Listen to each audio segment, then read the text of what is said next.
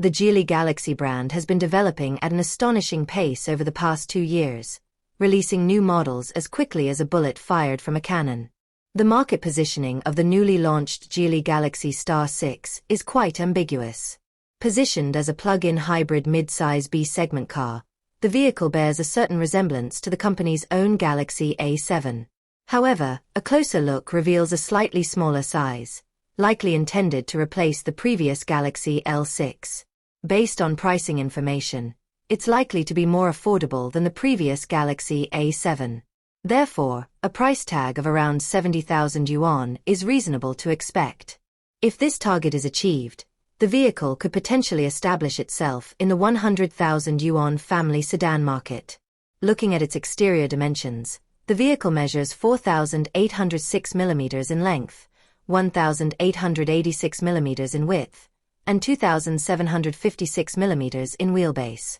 While classifying it as a mid-size B-segment car might seem a bit excessive, its wheelbase significantly exceeds that of the Lavida, Sylphy, and Corolla, making it a suitable mid-size car.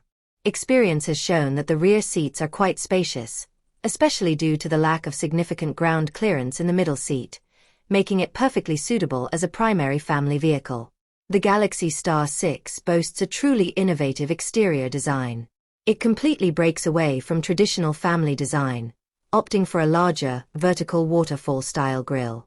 This design was previously seen on the Geely Xingru, but the current grille design is more similar to the Mercedes-Benz style.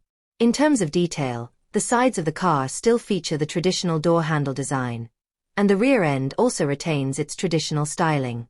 It doesn't overly retain the sporty body stance of a coupe, but it does feature the currently popular internal combustion engine taillights.